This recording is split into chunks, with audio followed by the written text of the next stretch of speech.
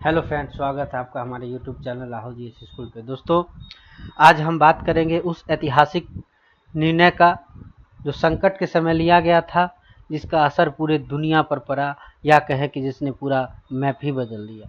Friends, आज हम बात करेंगे वर्ल्ड वार टू के समय यूके प्राइम मिनिस्टर चर्चिल के लिए गए उस डिसीजन का, जिसे डार्केस्ट आवर भी कहा जाता है।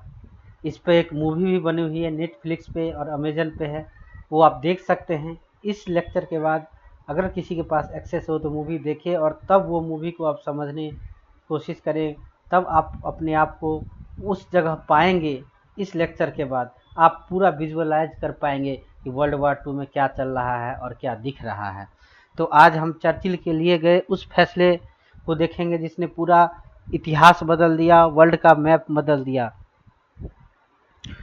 दोस्तों, तो बात शुरू करते हैं। इस लेक्चर में हम 3 से 4 इशू देखेंगे कि वर्ल्ड वार टू का बैकग्राउंड क्या था, उसी दौरान एक डनकिर्क क्राइसिस क्या था। इस पर भी एक मूवी बनी हुई है जिसने कई सारे ऑस्कर अवार्ड जीते हैं। डनकिर्क क्राइसिस क्या है, डार्केस्ट आवर क्या था, और क्या था वो हिस्टोरिकल डिसीजन जिसके बारे में हम चर्चा कर रहे हैं। तो दोस्तों, वर्ल्ड वार टू का कुछ बैकग्राउंड देख लेते हैं क्या था। तो आपको पता ही है कि दो ग्रुप थे, एक्सिस पावर और एलाइड पावर। एक्सिस पावर में जर्मनी था, इटली था और इधर जापान था, आप ये देख सकते हैं। और एलाइड पावर में शुरुआती में बाकी यूरोप के देश जैसे ग्रेट ब्रिटेन, फ्रांस, इधर आप नीदरलैंड, हॉलैंड जिसको कहते थे, डेनमार्क, नॉर्वे, ये सब थे।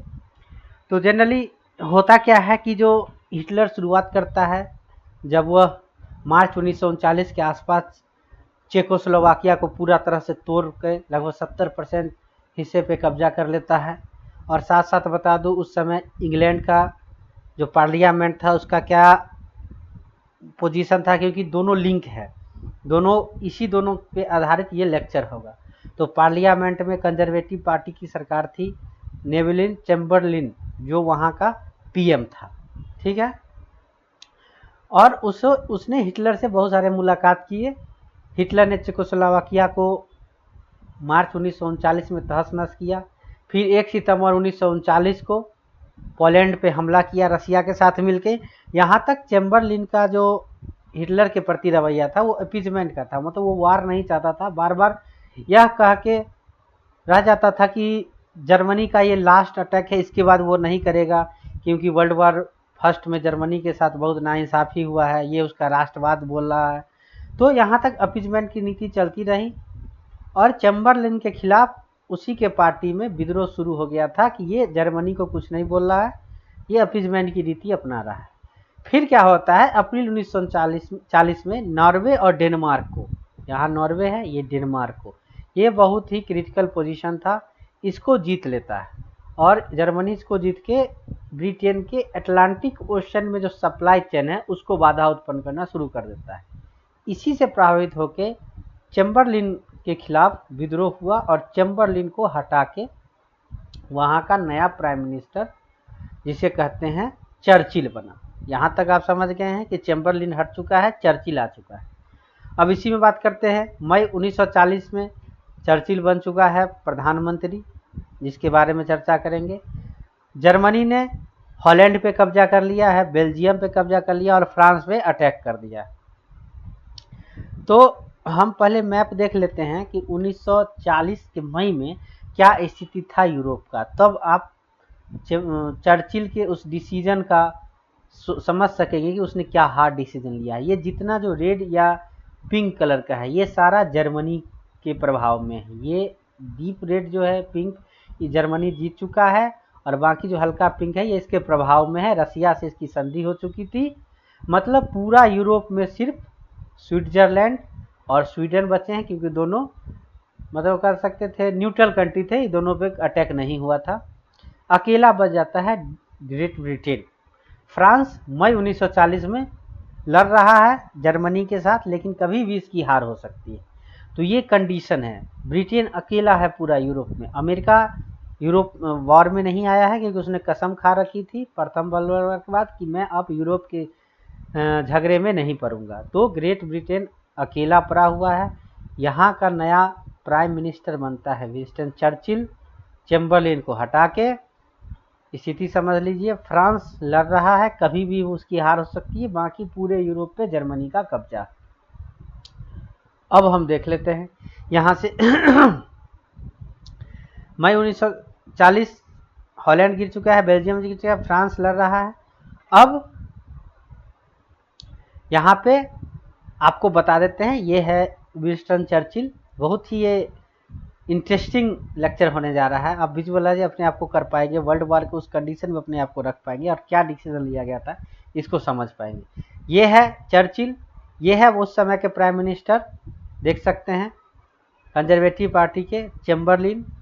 ये है बहुत ही इंपॉर्टेंट फिगर है, फॉरेन सेक्रेटरी थे हैलिफैक्स। ये जर्मन के प्रभाव में थे, ये चाहते थे कि जर्मनी से ब्रिटेन का समझौता हो जाए। मतलब जर्मन से थोड़ा हिटलर से प्रभावित थे और ये नहीं चाहते थे कि वॉर हो और जर्मनी के साथ समझौता हो जाए। बहुत ही इंपॉर्टेंट फिगर है ये उस समय।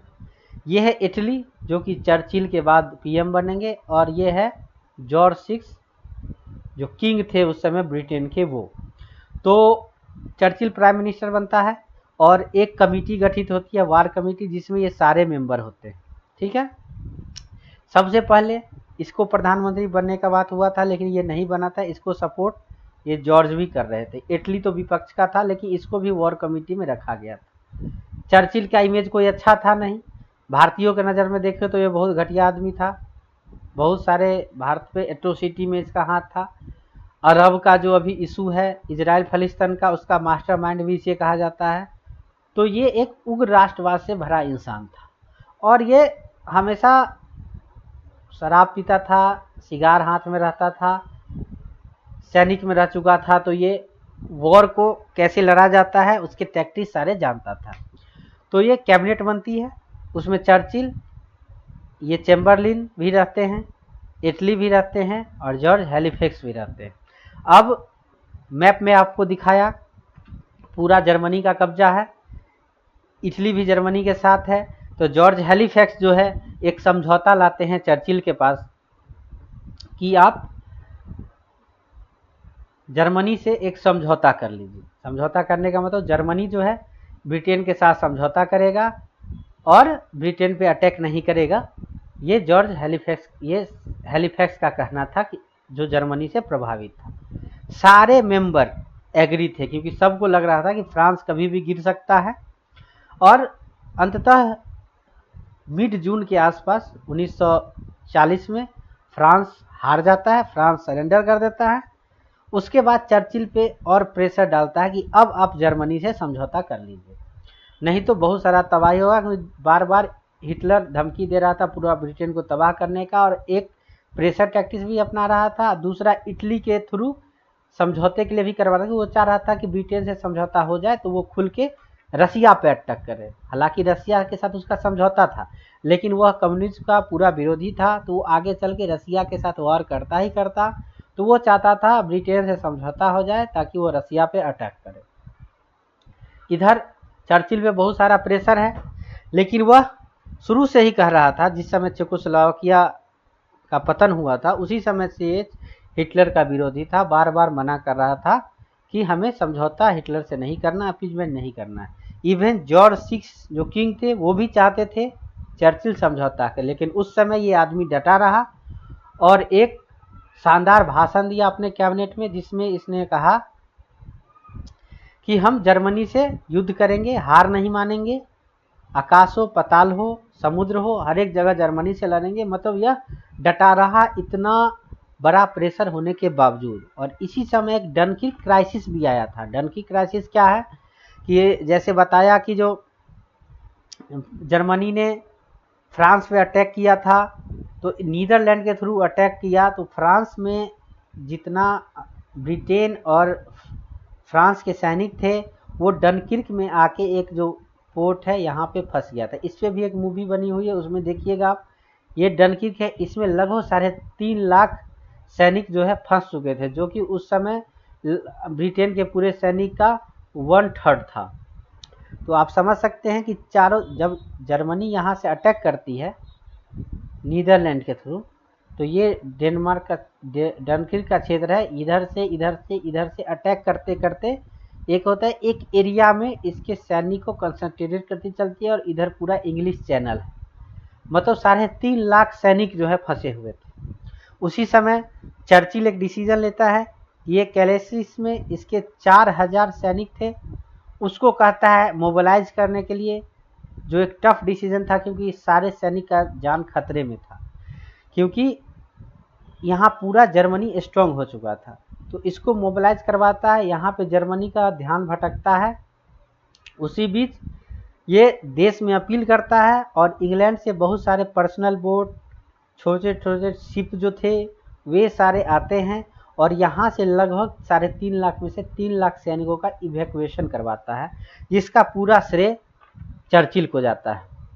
यहाँ से थोड़ा ब्रिटेन का मनोबल हाई होता है, और इसी डनकिर्क इवैक्यूएशन का हवाला देते हुए अपने आर्मी को मोटिवेट करते रहता है, और यह जर्मनी के प्रेशर के आगे झुकता नहीं है।